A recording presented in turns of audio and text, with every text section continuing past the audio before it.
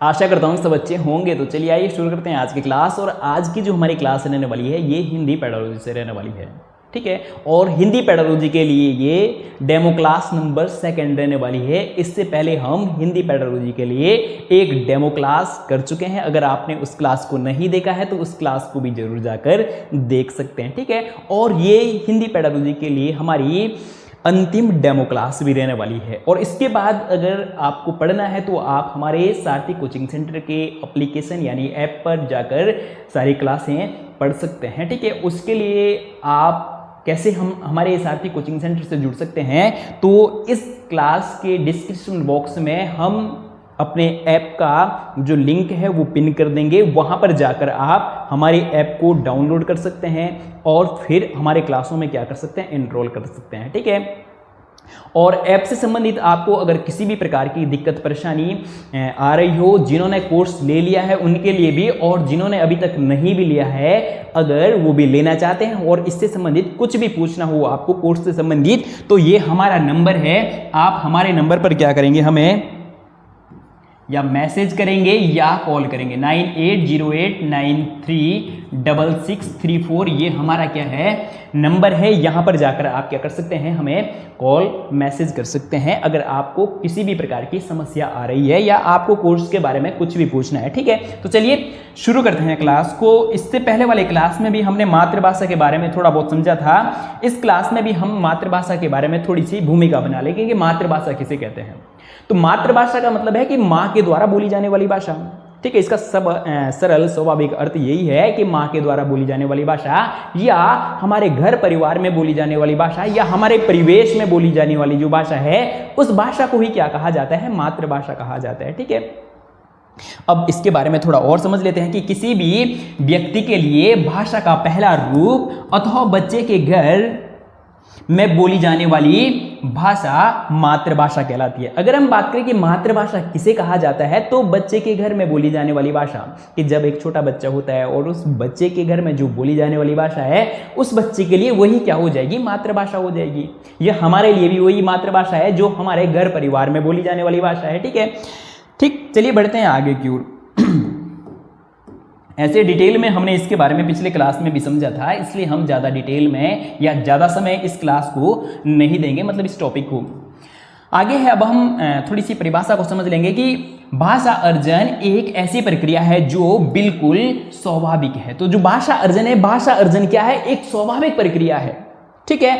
सामान्यतः बच्चा मातृभाषा का अर्जन परिवार से ही कर लेता है। तो बहुत बार यहां से भी प्रश्न पूछा गया है कि जो मातृभाषा का अर्जन है वो बच्चा कहां करता है, तो स्वाभाविक रूप से कहां, बच्चा अपने परिवार से ही मातृभाषा का क्या कर लेता है, अर्जन कर लेता है। हमने भी जो मातृभाषा सीखी, जैसे मेरी मातृभाषा क्या है, जौनसारी है, तो मैंने जौनसारी भाषा को अपने परिवार से सीखा या अपने परिवेश से सीखा या अपने गांव समाज से सीखा। इसी प्रकार से जो आपकी मातृभाषा होंगी आपने भी उसको इसी प्रकार से सीखा होगा। लेकिन उसको सीखने के लिए हमें कोई नियम नहीं पढ़ने पड़े, या हमें कोई किताबें नहीं पढ़नी पड़े, या हमें नियमित रूप से किसी कक्षा में नहीं जाना पड़ा। तो जिस भाषा को हम इस प्रकार से सीखते हैं इसे अर्जन कहते हैं, और मातृभाषा का क्या किया जाता है, अर्जन किया जाता है, ठीक है। चलिए बढ़ते हैं आगे की ओर। आगे है कि स्कूल आने से पहले से ही वे मातृभाषा में अपनी बात कहने व समझने में सक्षम होते हैं। कौन, बच्चे, ठीक है। तो बच्चे स्कूल में जाने से पहले ही अपनी बात को अपने मातृभाषा में कहने और समझने में क्या होते हैं, सक्षम होते हैं। और यहां से पेपर में बहुत बार प्रश्न पूछा गया है कि क्या बच्चे स्कूल में जाने से पहले ही अपनी बात को अपने मातृभाषा में कहने और समझने में सक्षम होते हैं या नहीं होते हैं। तो बच्चे अपनी बात को अपनी मातृभाषा में कहने और समझने के लिए क्या होते हैं, सक्षम होते हैं। कब, स्कूल में जाने से पहले ही, ठीक है। बहुत बार यहां से पेपर में प्रश्न पूछा गया है, ठीक। चलिए बढ़ते हैं आगे की ओर।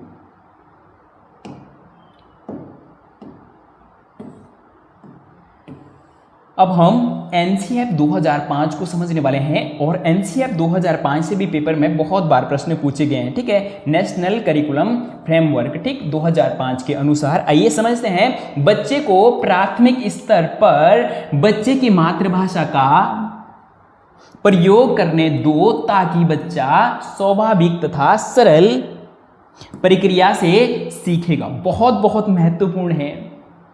और यहां से पेपर में बहुत बार प्रश्न पूछे गए हैं कि क्या जब बच्चा कक्षा में क्या करता है, अपने मातृभाषा का प्रयोग करता है, तो वो स्वाभाविक है या उसे डांटना चाहिए, ठीक है, या उसे डांट लगानी चाहिए।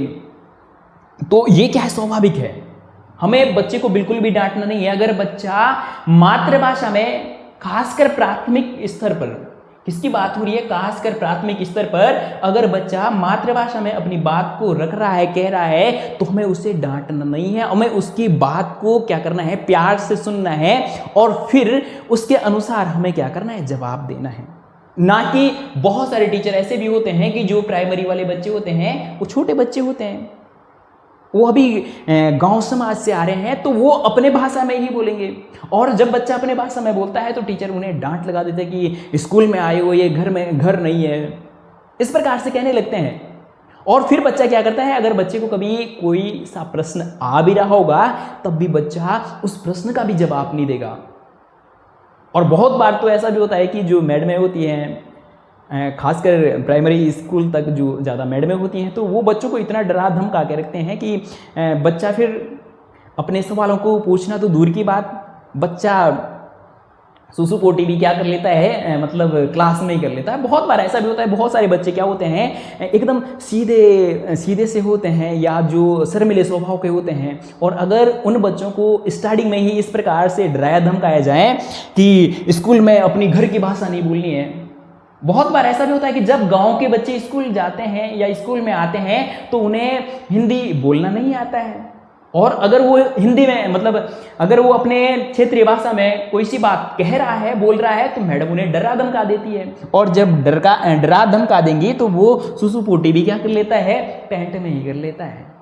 तो अगर बच्चा प्राथमिक स्तर पर क्या कर रहा है, अपनी भाषा यानी मातृभाषा का प्रयोग कर रहा है, तो उसे करने दो। ये स्वाभाविक है, सरल है, मतलब इसे स्वीकार्य है। हमें बच्चे को डांटना नहीं है, फटकारना नहीं है, ठीक है। चलिए बढ़ते हैं आगे की ओर। और जब हम बच्चे को क्या करने देंगे, मातृभाषा में बोलने देंगे, तो बच्चा क्या करेगा, ज़्यादा से ज़्यादा प्रश्न करेगा। और जब कोई सा भी बच्चा ज़्यादा से ज़्यादा प्रश्न करेगा तो उसका जो संज्ञानात्मक विकास है वो क्या होता है, ज़्यादा होता है या अच्छे से होता है, ठीक है। इसलिए हमें बच्चे के प्रत्येक प्रश्न पर बच्चे को क्या नहीं है, डांटना नहीं है। अगर बच्चा क्या कर रहा है, किसी आंसर का जो जवाब है गलत भी दे रहा है, तब भी हमें क्या करना है, बच्चे की तारीफ ही करनी है कि चलो कोई बात नहीं, कुछ ना कुछ तो बोला। अगर इस बार गलत बोला है तो अगले बार सही बोल देगा। अगर अगले बार भी थोड़ा गलत हो रहा है तो तीसरे बार तो बच्चा क्या कर लेगा, उस आंसर का जवाब एकदम सही बोल लेगा। लेकिन अगर हमने बच्चे को पहले ही बार में क्या कर दिया, डरा धमका दिया या डांट दिया कि तुम्हें इतनी सरल चीज भी नहीं आती है, तो बच्चा अगले बार से क्या नहीं करेगा, बच्चा हाथ खड़ा भी नहीं करेगा कि मुझे आता है। तो इसलिए हमें बच्चे को क्या करना है, ज़्यादा से ज़्यादा अभिव्यक्त करने देना है। खासकर प्राइमरी स्कूल में या प्राइमरी स्तर तक बच्चा अगर अपने मातृभाषा में भी बोल रहा है तो उसे क्या करना है, स्वीकारना है, ठीक है। चलिए बढ़ते हैं आगे की ओर।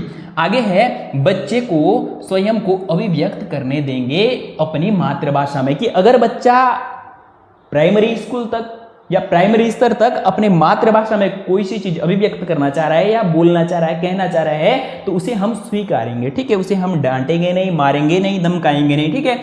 चलिए बढ़ते हैं आगे की ओर। और आगे है, मातृभाषा प्रयोग करने की वजह से बच्चे की भाषा में क्षेत्रीय भाषा का प्रभाव हो सकता है, ठीक है।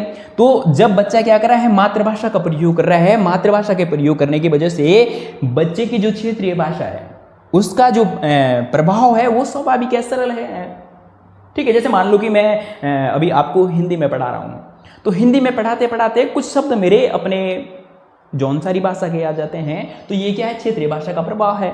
या आप बहुत सारे साथी गढ़वाल से होंगे, कुमाऊं से होंगे, जब आप हिंदी बोलते हैं तो कुछ ना कुछ शब्द ऐसे निकल जाते हैं या कुछ ना कुछ टोन इस प्रकार से निकल जाती है कि उसमें हमारी क्षेत्रीय भाषा झलकती है। तो ये क्या है, स्वाभाविक है, ठीक है। जैसे सड़क को सड़क बोलना, यह एक स्वाभाविक बात है।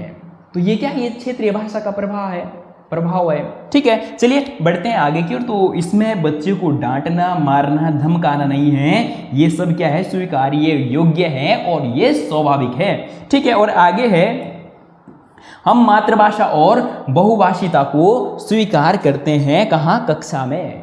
तो कक्षा में हमें मातृभाषा को भी, अगर बच्चा मातृभाषा में क्या कर रहा है, सवाल जवाब कर रहा है, तो उसे भी स्वीकारना है, उसे डांटना, धमकाना, मारना नहीं है। और अगर हमारे कक्ष में क्या है, बहुभाषिता वाले बच्चे हैं, एक भाषा से बोलने वाले ज़्यादा बच्चे हैं, तो वो भी कक्षा में क्या है, स्वीकार योग्य हैं। बहुभाषिता को क्या करना है, हमने एक संसाधन के रूप में मानना है। ठीक है, बहुभाषिता को हमने एक संसाधन के रूप में लेना है, ना कि एक बाधा के रूप में। तो बहुत बार पेपर में यहाँ से प्रश्न पूछा गया कि एक कक्ष में क्या है, बहुत सारे भाषाओं को बोलने वाले बच्चे हैं, तो उसे कक्ष में क्या माना जाएगा, एक संसाधन के रूप में देखा जाएगा, एक बाधा के रूप में देखा जाएगा। ठीक है, इस प्रकार से आपको और भी ऑप्शन हो सकते हैं। तो बहुभाषिता को हमने क्या है, एक संसाधन के रूप में क्या करना है, स्वीकारना है। कैसे एक संसाधन के रूप में स्वीकारना है, मान लो कि हमारे कक्षा में क्या है, 5 भाषाओं को बोलने वाले बच्चे हैं। ठीक है, 5 भाषाओं को बोलने वाले बच्चे हैं, तो जैसे ये अलग अलग परिवेश के हैं और अलग अलग भाषा जानते हैं, इनकी मातृभाषा अलग अलग है, तो ये बच्चा कुछ इस बच्चे से अपनी भाषा सीख लेगा, ये इससे सीख लेगा, और ये बच्चा इससे सीख लेगा। और जैसे मान लो कि ये बच्चा है, इससे टीचर भी सीख सकता है, या ये इनको अपनी भाषा सिखा सकता है, या इनसे बच्चे सीख सकते हैं। और इसलिए हम देखते हैं कि जब एक छोटा बच्चा होता है और वो स्कूल जाता है और स्कूल परिवेश में अलग अलग भाषाओं को बोलने वाले बच्चे होते हैं, तो बच्चा जब घर में आता है तो कुछ शब्द दूसरे भाषाओं के बोलने लग जाता है। क्यों? क्योंकि वो उसने स्कूल में सीखा। ठीक है, तो इसलिए हमने क्या करना है, बहुभाषिता को एक संसाधन के रूप में मानना है, ना कि एक बाधा के रूप में। और पेपर में यहां से बहुत बार प्रश्न पूछा गया है। ठीक है, चलिए बढ़ते हैं आगे की ओर। और अगर आपने अभी तक हमारा जो सारथी कोचिंग सेंटर का जो नए बैच है उससे नहीं जुड़े हैं, अगर जुड़ना चाहते हैं तो अभी 31 जुलाई, ठीक है, 31 जुलाई तक उसमें 50% का डिस्काउंट चल रहा है। अगर आप तब तक बैच ले लेते हैं, तो सिंगल बैच ले रहे हैं तो उसकी फीस 799 रहने वाली है। और अगर आप पेपर 1 और पेपर 2 दोनों बैच लेना चाह रहे हैं तो उसकी फीस 999 रहने वाली है। और अगर आप 31 जुलाई के बाद हमारे बैच कोई सा भी बैच लेंगे तो उसकी फीस, मान लो कि एक बैच ले रहे हैं तो 1599 रहने वाली है, और अगर दोनों बैच लेना चाह रहे हैं तो 1899 रहने वाली है। तो आप 31 जुलाई से पहले अगर हमारे साथ मिलकर तैयारी करना चाहते हैं, और अगर आप पहले ही अटेम्प्ट में क्या करना चाहते हैं, पेपर 1 और पेपर 2 को क्वालिफाई करना चाहते हैं, तो ज़रूर हमसे जुड़ सकते हैं। उसके लिए हमने कॉन्टैक्ट नंबर आपको दे ही दिया था, उसे नोट कर लेंगे और फिर वहाँ पर जाकर आप क्या कर सकते हैं, हमारे सारथी कोचिंग सेंटर के साथ जुड़ सकते हैं। ठीक है, अब हम समझेंगे कि भाषा के विविध रूप, कि जो भाषा है, भाषा के क्या होते हैं, विविध रूप होते हैं। तो आइए इसे भी समझ लेते हैं, और साथ में ये भी समझने वाले हैं कि यहाँ से पेपर में किस प्रकार से प्रश्न पूछा जाता है, और यहाँ से भी पेपर में बहुत बार प्रश्न पूछे गए हैं। आइए समझते हैं मातृभाषा, मदर टंग। ठीक है, भाषा का पहला रूप। तो जो मदर टंग है या मातृभाषा है, ये भाषा का क्या है, पहला रूप है। सबसे पहला जो बच्चा कोई सी भाषा सीखता है तो मातृभाषा ही सीखता है।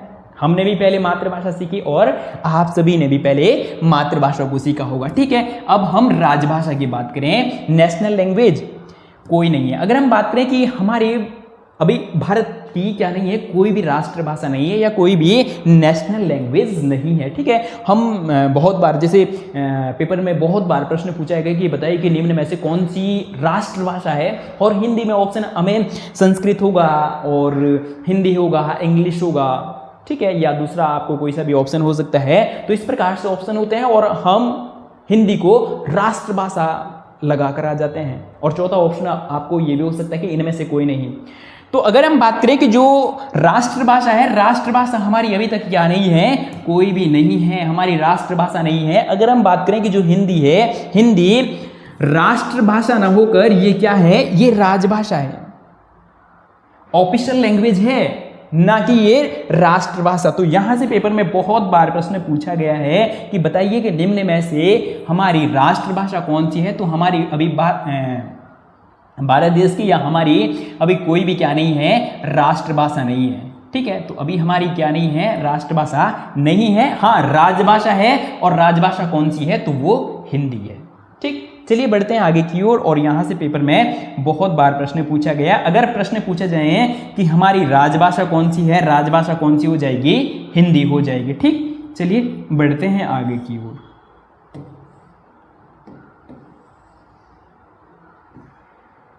अब हम समझने वाले हैं कि जो हिंदी हमारी क्या है, राष्ट्रभाषा है, उसका जो वर्णन है वो कहाँ किया गया है। ठीक, आइए समझते हैं।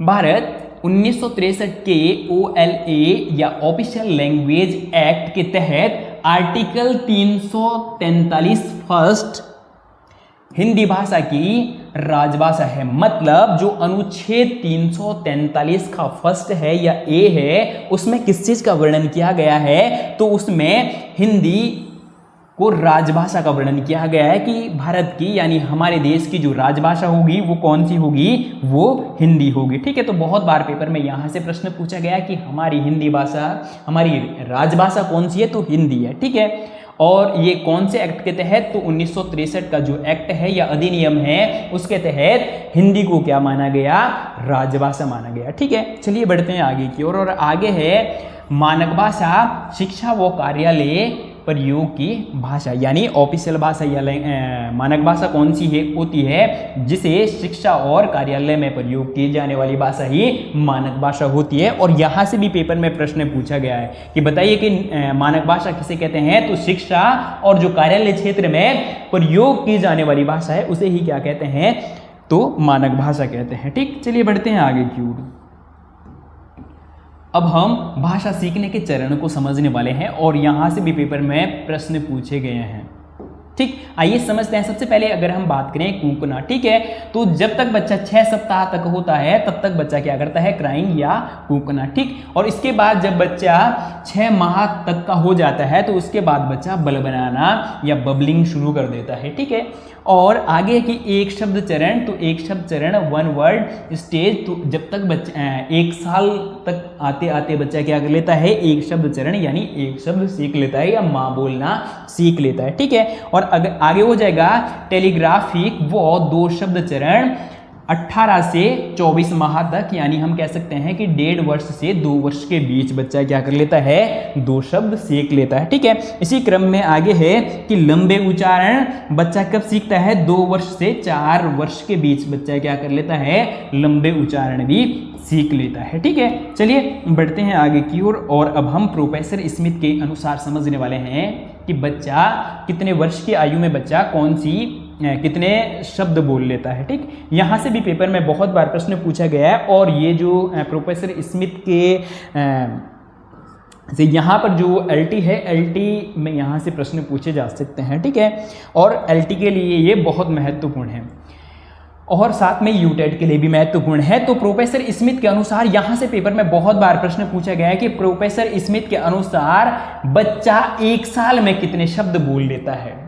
ठीक है, तो प्रोफेसर स्मिथ के अनुसार बच्चा 1 साल में कितने 2 शब्द बोल लेता है, और इससे पहले जो हमने समझा था तो बच्चा 1 साल में कितने 1 शब्द बोल लेता है। ठीक है, और इसी प्रकार से प्रोफेसर स्मिथ के अनुसार जब बच्चा 2 साल का होता है तो 2 साल में 272 शब्द क्या कर लेता है, बोल लेता है या सीख लेता है। और इसी प्रकार से 5 साल तक आते आते बच्चा क्या कर लेता है, 2072 शब्द सीख लेता है। ठीक है, चलिए बढ़ते हैं आगे की ओर।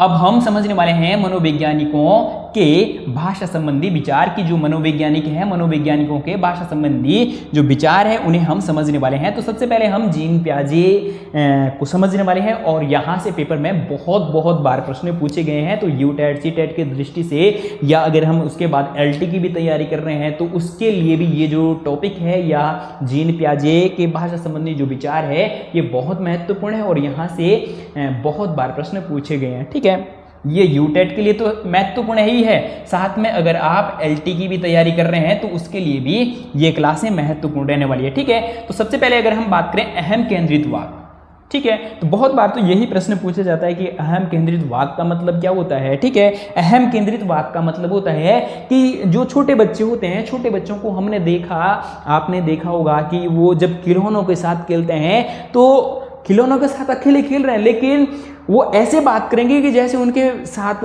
3-4 दोस्त हों और वो वैसे बात कर रहे हैं। वो खिलौनों से अकेले अकेले में बात करेगा। मान लो कि एक छोटा लड़का है तो वो गाड़ी चला रहा है या बाइक चला रहा है, तो बाइक मतलब खिलौनों से अकेले अकेले में बात कर रहा है। और अगर छोटी गुड़िया है तो वो गुड़िया के साथ खेलेगी और उससे बातें कर रही है, उसे खाना खिला रही है, उसके बाल बना रही है या उसे नहला रही है, कपड़े पहना रही है। ठीक है। तो उसे ही क्या कहा है प्याजे ने, अहम केंद्रित वाक्य कहा है। जो बच्चा क्या करता है, अपने आप से ही क्या करता है, अकेले में बातें करता है।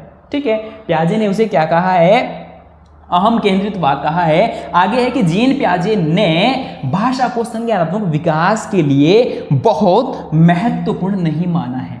ठीक है, तो जो प्याजे हैं, प्याजे ने अहम केंद्रित वाक्य को भाषा विकास के लिए या संज्ञानात्मक विकास के लिए क्या नहीं माना है, ज्यादा महत्वपूर्ण नहीं माना है। ठीक है, चलिए बढ़ते हैं आगे की ओर। आगे है अहम केंद्रित वाक्य का मतलब क्या होता है, अब हम ये समझने वाले हैं। अहम केंद्रित वाक्य का मतलब है कि बच्चा खुद से ही बोल बोल कर बातें कर सकता है।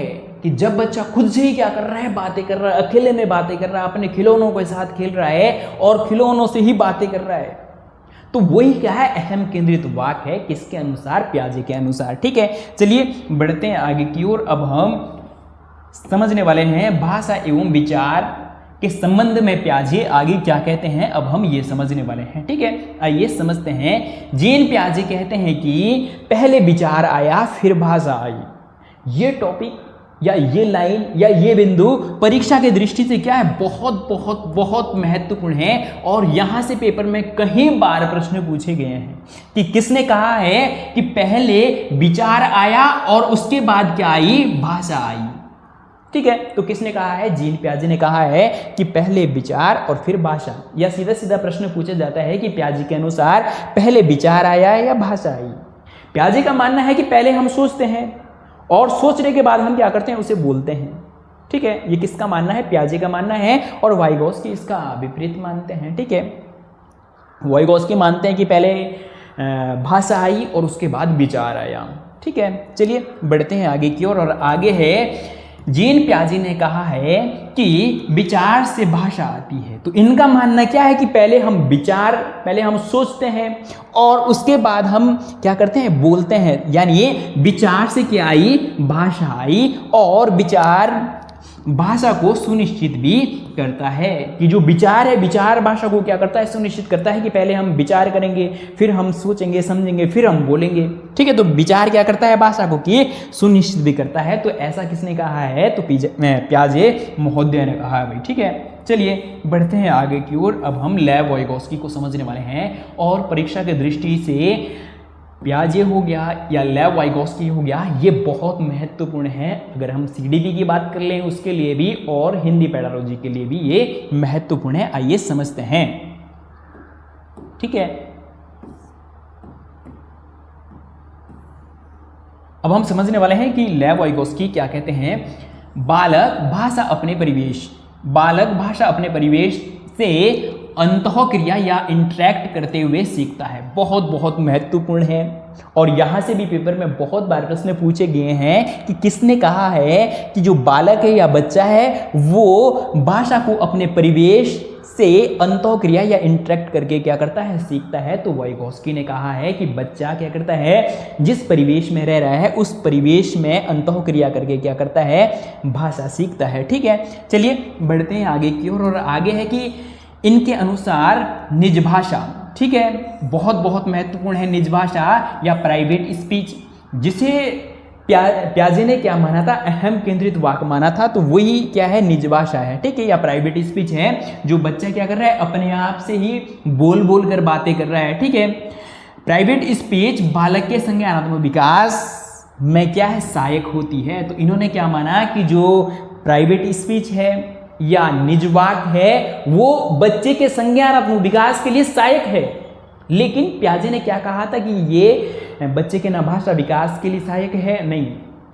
उन्होंने कहा था कि ये बच्चे के संज्ञानात्मक विकास के लिए सहायक नहीं है। लेकिन इन्होंने क्या माना है कि जो निजवाक है, निजवाक बालक के संज्ञानात्मक विकास के लिए क्या है, सहायक है। तो यहाँ से भी पेपर में बहुत बार प्रश्न पूछा गया है। ठीक है, चलिए बढ़ते हैं आगे की ओर। और आगे है लेव वाइगोस्की कहते हैं कि भाषा मानव का सर्वश्रेष्ठ यंत्र है। कि जो भाषा है, भाषा मानव का क्या है, सर्वश्रेष्ठ यंत्र है, जिसके द्वारा हम ज्ञान का निर्माण कर सकते हैं। ठीक है, बहुत बहुत महत्वपूर्ण है। तो जीन पियाजे ने कहा कि भाषा ज्ञान निर्माण में क्या नहीं है, सहायक नहीं है, लेकिन इन्होंने क्या माना है कि भाषा ज्ञान निर्माण में क्या है, सहायक है। बहुत महत्वपूर्ण है। और आगे है, इसके द्वारा हम क्या कर सकते हैं, समझ सकते हैं और समझा सकते हैं। भाषा के द्वारा ही हम समझ भी सकते हैं और समझा भी सकते हैं। Language is a tool. ठीक है, तो ये भी प्रश्न पूछा जा सकता है। ठीक, चलिए बढ़ते हैं आगे की ओर। और यहां से भी पेपर में बहुत बहुत बहुत बार प्रश्न पूछा गया है, लेव वाइगोस्की के सिद्धांत का नाम। ठीक है, बहुत बार पेपर में प्रश्न पूछा गया है कि लेव वाइगोस्की के सिद्धांत का नाम क्या है, या सीधा सीधा प्रश्न पूछा जाता है कि सामाजिक और सांस्कृतिक सिद्धांत किसने दिया। ठीक है, तो लेव वाइगोस्की ने दिया। और सामाजिक और सांस्कृतिक सिद्धांत में लेव वाइगोस्की किसकी बात करते हैं, तो ये सिद्धांत किससे संबंधित है, ये संज्ञानात्मक। ठीक है, ये किससे संबंधित है, संज्ञानात्मक से संबंधित है। इसमें इन्होंने संज्ञान की बात की है, ना कि समाज और संस्कृति की बात की है। ठीक है, सामाजिक और सांस्कृतिक सिद्धांत में पियाजे ने किसकी बात की है, संज्ञानात्मक विकास की बात की है। ठीक है, इसी प्रकार से जीन पियाजे का भी जो संज्ञानात्मक विकास है, उनमें उन्होंने भी संज्ञानात्मक की बात की है। ठीक है, चलिए बढ़ते हैं आगे की ओर। आगे के अंतर्करणीय बालक बाहरी वातावरण के अवलोकन को अपने भीतर आत्मसात करके सीखता है।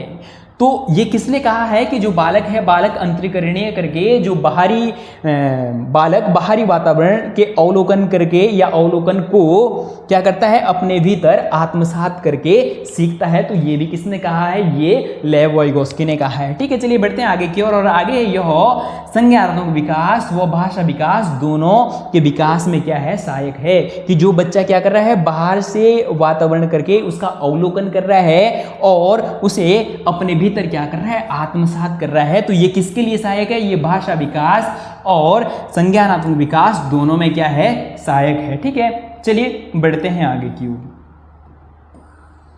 अब हम समझने वाले हैं लेव वाइगोस्की के सिद्धांत में भाषा के 3 महत्वपूर्ण पक्ष बताए हैं इन्होंने। ठीक है, आइए समझते हैं। यहां से भी पेपर में प्रश्न पूछा गया है, सामाजिक वाक्य या सोशल स्पीच 2 वर्ष का जब बच्चा होता है तो बच्चा क्या करता है, सामाजिक वाक्य या सोशल स्पीच। ठीक है, इसी प्रकार से निज वाक्य या प्राइवेट स्पीच 3 से 6 वर्ष का जब बच्चा होता है तो प्राइवेट स्पीच। ठीक है, और आंतरिक मौन वाक्य साइलेंट इनर स्पीच तो 6 वर्ष का जब बच्चा होता है या 6 वर्ष के बाद बच्चा क्या है, बोल बोल कर बातें नहीं करता है। अब बच्चा अगर कुछ सोचना समझना या होगा तो वो मन ही मन में सोचेगा समझेगा, उसे बार बोल बोल कर बात नहीं करेगा, जैसे बच्चा कहाँ करता है, यहाँ पर करता है। ठीक है, चलिए बढ़ते हैं आगे की ओर।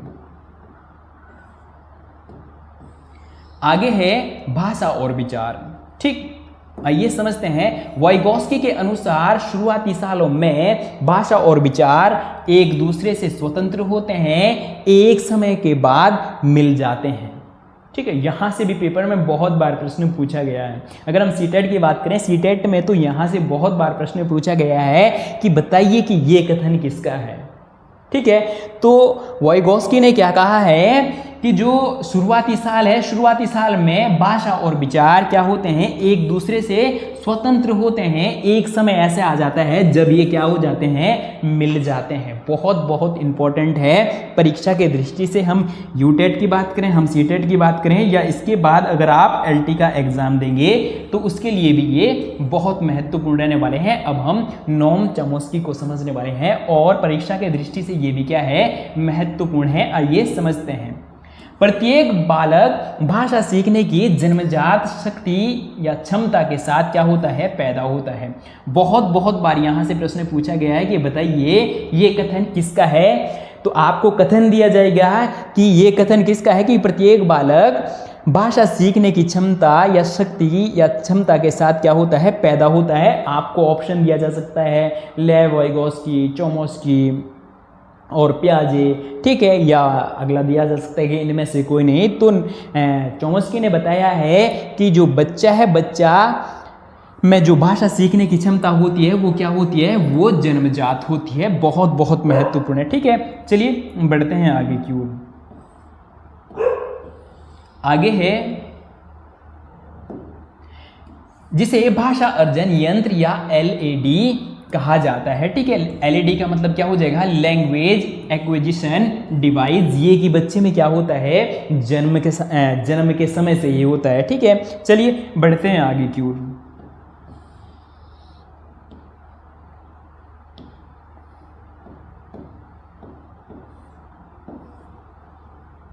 आगे है, विश्व की सभी भाषाएं एक ही मूल व्याकरण से संबंधित है, जिसे समझने में भाषा अर्जन यंत्र या एलएडी हमारी सहायता करता है। ठीक है, तो बहुत महत्वपूर्ण है, यहां से भी पेपर में प्रश्न पूछा गया है कि विश्व की सभी भाषाएं एक ही व्याकरण या मूल व्याकरण से संबंधित है, जिसे समझने में जो एलईडी है, ठीक है, ये क्या करता है, हमें भाषा सीखने में क्या करता है, हमारी सहायता करता है। ठीक है, चलिए बढ़ते हैं आगे की ओर। आगे है, भाषा अर्जन यंत्र या एलईडी 5 साल तक ज़्यादा सक्रिय होता है। यानी जो 5 साल तक के जो बच्चे हैं और उनमें जो भाषा अर्जन की जो क्षमता होती है वो सबसे ज़्यादा होती है, या भाषा के नए नए शब्दों को सीखने की जो क्षमता है वो 5 साल तक के बच्चों में क्या होती है, बहुत ज़्यादा होती है। या भाषा सीखने के लिए उनका जो उस समय दिमाग कह सकते हैं या संज्ञान विकास कह सकते हैं वो ज़्यादा सक्रिय रहता है। ठीक है, चलिए बढ़ते हैं आगे की ओर। और आगे है कि यह संवेदनशील काल होता है भाषा सीखने के लिए। ठीक है, तो चलिए आज के लिए इतना ही। अगर आपको क्लास अच्छी लगी हो तो वीडियो को लाइक, चैनल को सब्सक्राइब, और साथ में अगर आप हमारे सारथी कोचिंग सेंटर का बैच लेना चाहते हैं तो उसके लिए आप हमारे सारथी कोचिंग सेंटर का जो एप्लीकेशन है उसे डाउनलोड कर लेंगे, और वहाँ पर फिर आपको इस प्रकार की सारी क्लासें देखने के लिए मिलेंगी। ठीक है, तो चलिए आज के लिए इतना ही, मिलते हैं जल्दी इस प्रकार की नेक्स्ट क्लास में। तब तक के लिए जय हिंद।